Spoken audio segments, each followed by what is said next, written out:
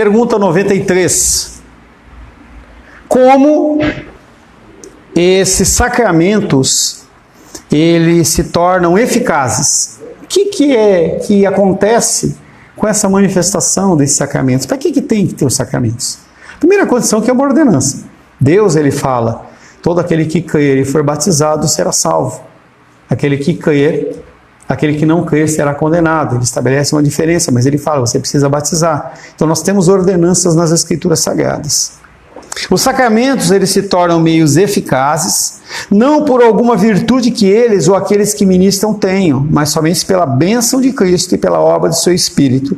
Então, eu omiti um pedacinho da pergunta só para poder voltar nela. Como se tornam os sacramentos meios eficazes para a salvação? Poxa, mas como assim? Entendeu? É o sacramento que vai fazer com que eu seja salvo? Não, dentro do que nós temos conversado, não. Os sacramentos se tornam meios eficazes para a salvação não por alguma virtude que eles tenham. Não é porque eu me batizei, não é porque eu tomei Santa Ceia, não é porque eu estava reverente, não é porque eu fiz, não. É porque a partir deles Deus derrama a sua bênção. É a bênção de Cristo vindo sobre a obediência dentro da prática da Santa Ceia, dentro da obediência da prática do batismo. Quando você é batizado em nome do Pai, do Filho e do Espírito Santo, a figura da Trindade ela é mais forte na sua vida. Há diferença num casamento que é só no civil e um casamento que é dentro do religioso, oficiado como um pacto, mesmo sem ser sacramento. Ele é oficiado como um pacto com o Senhor, em que os elementos eles são respeitáveis. Cristo ele passa a fazer parte como a terceira dobra do casamento. Outra condição não há. Deus ele pode abençoar, pode, mas ele não está ali no sentido, porque a palavra de Deus é muito clara em relação aos elementos do pacto. Então eu não posso fazer um pacto com o Nicolas em que eu empresto R$100 para ele e se ele não me pagar em 24 horas ou 30 dias, sei lá, qualquer data, eu vou cobrar 1000 vezes mais.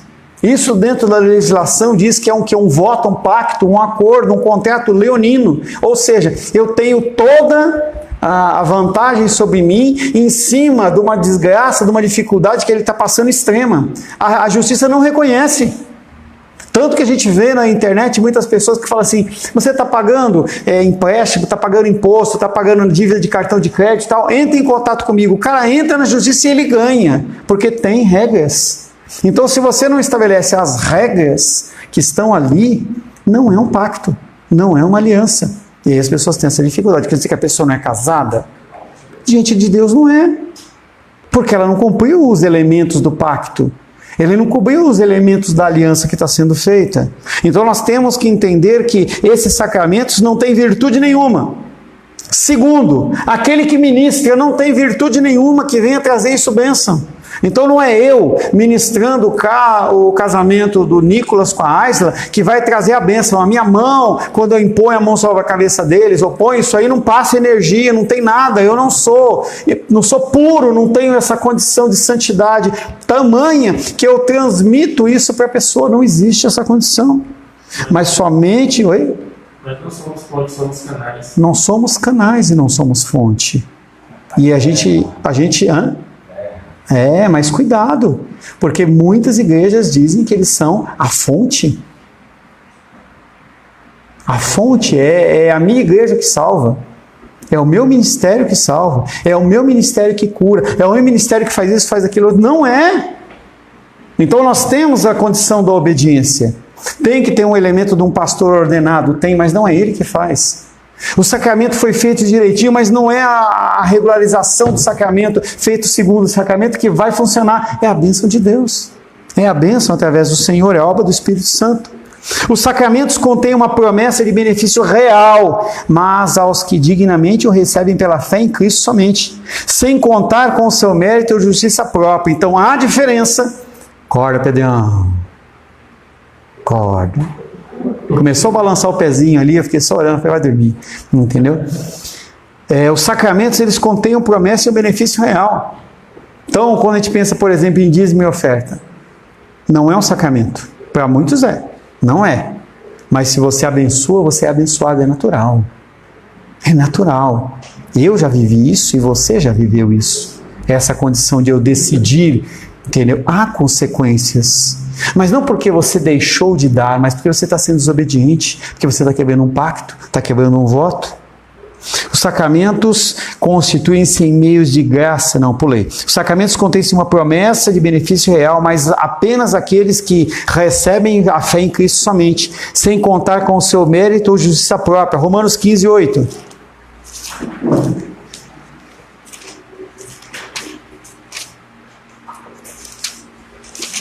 Se eu faço qualquer coisa para receber a honra dos homens, eu já recebi o meu benefício. Igual de Mateus, né? Se as pessoas que só vêm para poder receber agora para si, elas já receberam. Já receberam, não há mais nada a receber. 15, 8. Digo, pois, que Cristo foi constituído o ministro da circuncisão, em prol da verdade de Deus, para confirmar as promessas feitas aos nossos pais. Então a figura de Cristo, ele é o ministro dentro da aliança da circuncisão. E aí a nova aliança parte dali para frente. Ele cumpre. Quando ele fala está consumado, ele está falando, eu cumpri tudo o que foi ordenado para mim. Agora eu tenho como fazer aquilo ali. Eu tenho como resgatar a Ingrid, eu tenho como resgatar fazer isso, eu posso fazer isso, porque eu fiz. Havia um pacto celestial entre a figura de Deus Pai e Deus Filho.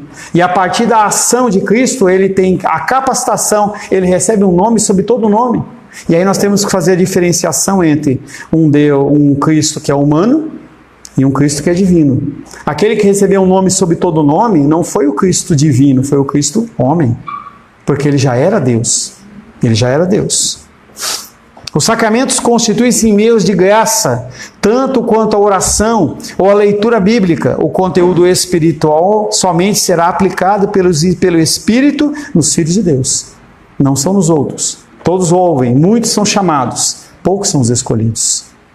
Deus não é aquele que capacita as pessoas, ele chama, ou melhor, ele não escolhe os capacitados, ele chama as pessoas para capacitar. 2 Timóteo 2,19.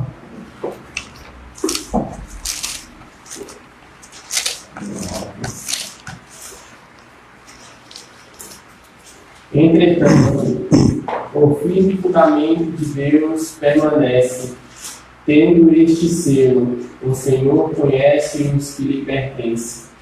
E mais, aparta-te da injustiça todo aquele que professa o nome do Senhor.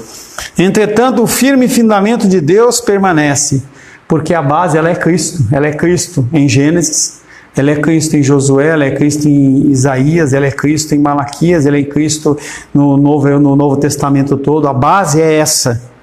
E aí ele vem falando que o Senhor conhece os que lhe pertencem.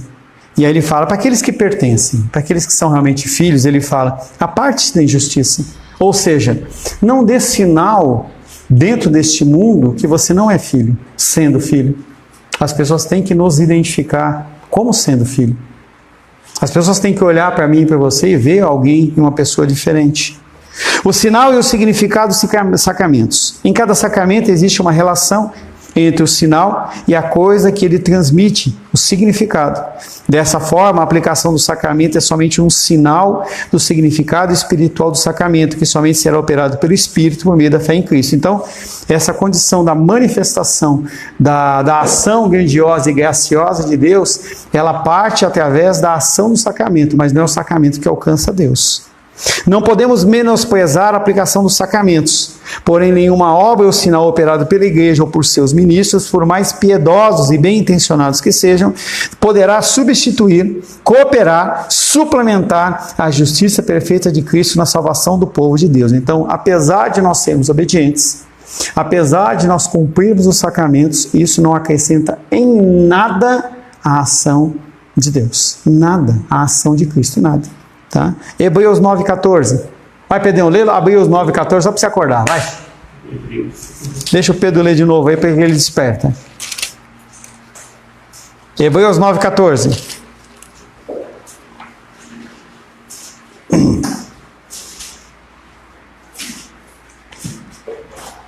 Muito mais no sangue de Cristo, que dele... Lê o 13 também, por favor. 13 e 14. Portanto, se o sangue de bodes e de touros, e a cinza de uma novilha, despergível sobre Sobre os contaminados. Os santificam quanto à purificação da carne. Muito mais no sangue de Cristo, que pelo Espírito eterno, assim mesmo se ofereceu sem mácula a Deus, purificará a nossa consciência de obras mortas para servirmos ao Deus Cristo. E aí ele mostra o pacto da antiga aliança, no verso 13, em que ele fala que havia a condição realmente do sangue de bois, sangue dos bichos lá, cinza, em que você aspergia, você jogar em cima. Tá? Aquilo ali purificava a pessoa, para você poder entrar em contato com o Senhor. E ele fala muito mais a figura do sangue do Cordeiro, que aí já é o sinal da nova aliança. 1 Pedro capítulo 3, 20 a 21, a sequência da leitura, por favor. 1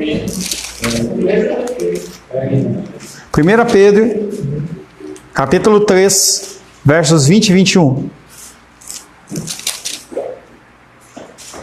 A qual figurando o batismo, agora também o salmo, não sendo... Acho que não, hein? É isso mesmo? Capítulo 3, versos 20 e 21. Começa de novo. Os quais no outro tempo foram desobedientes quando a longanimidade de Deus aguardava nos dias de Noé, enquanto se preparava a arca, na qual poucos, a saber, 8 pessoas foram salvas através da água, a qual, figurando o batismo, agora também o salvo, não sendo a remoção da imundícia da carne, mas a indagação de uma boa consciência para com Deus, por meio da ressurreição de Jesus Cristo.